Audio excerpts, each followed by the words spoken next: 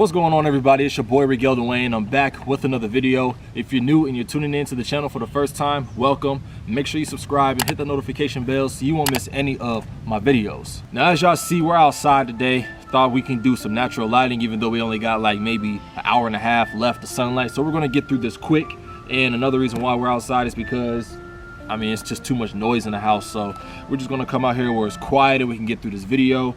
And we're gonna do that. Another thing, I was missing a piece from my tripod. That's why y'all see my tripod here. So I got my little brother here with me as my cameraman. So let's just get right into it, all right? So as y'all see, we do have this Nike box. Y'all can tell by the "Just Do It" that's written all over the tape. I got this package on this past Friday, on the 22nd. And yes, I'm just now filming this video. But I wasn't expecting to get this package until June the 2nd. That's what the app said. But the reason I'm doing this unboxing is because this is actually my first early unboxing, my first early review for this shoe that's not supposed to come out until later this week. I left my knife at home, so I'm gonna just use my keys real quick. Okay, this tape is stronger than I thought. There we go. There we go. Now, if what I said wasn't enough for a hint, let's just say that this shoe right here, I got on the shock drop. And this was the first time I ever scored on a shock drop. Probably because this is going to show how much of a mass GR this is going to be. It could be semi-limited, but I don't think so. Like, I'm going to say my prediction on how these are going to do later in the video. But as we open the box, y'all see it, man. The gray Jordan box with the red Jumpman right here in the center. Move this to the side right here. As we open the box, we see that we have the Air Jordan 13 Flints. Now these joints right here, off of my first reaction, this is better than I expected, man. Like, this shoe right here is going to be one of, if not the best release of 2020. Jordan release of 2020, that is. What you think about these shoes, bro? They look good to me. Like them? One thing about this shoe, I've said it a few times in different videos, that we've been fiending for this shoe for years.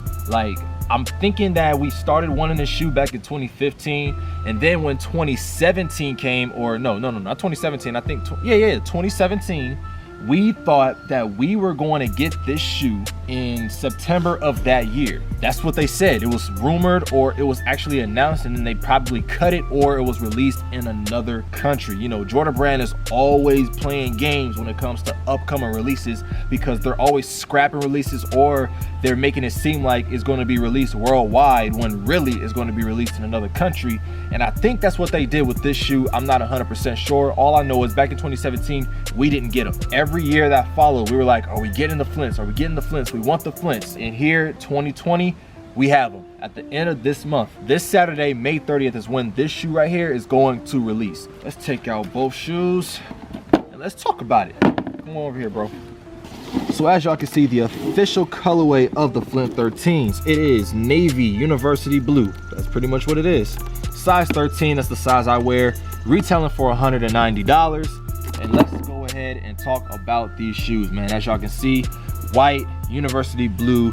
This right here, of course, we all know is going to be 3M material, all on the upper, with the gray suede nubuck material along the midsole. And as you can see on the bottom sole, you have gray, black, white, and the blue Jumpman, well, black Jumpman under the blue, whatever that is. What do they even call this? I don't know what they call this, man. That's somewhat of a sneakerhead that I am. And then of course you have like the cat's eye here. That's on every Jordan 13. This will always be the same on every Jordan 13 that you put your hands on. Now y'all know me, man. I'm a sucker for Jordan 13s because Jordan 13s what came out the year I was born in '97. If y'all have watched The Last Dance, it was nothing but 13s and 14s throughout the entire 97-98 season. At one point, these shoes once cost $150. I don't know what it was originally, but at some point these costed $150. And that had me thinking, right?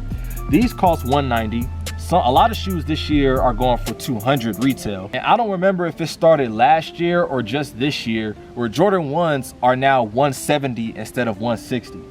So it's kind of crazy how the economy keeps changing, how retail prices keep changing on certain shoes that we could have gotten way cheaper back in the day. Like, do you know how good it would feel to get these for $150, bro? That's just crazy to think about, man. Times are always changing, money is always changing, and for these, I would rather pay $150 for these than a regular retail $190, of course. Like, I'm pretty sure everybody would. We have the tumbled leather toe box and a tumbled leather tongue on the outside with like a Carolina blue Jumpman that's sitting right there. On the inside of the shoe is basically navy blue everything. From afar, it looks like that the insole is black, but it really isn't. It's like navy blue, like dark navy blue. And then you have the Carolina blue Jumpman sitting right there where your heel is going to be.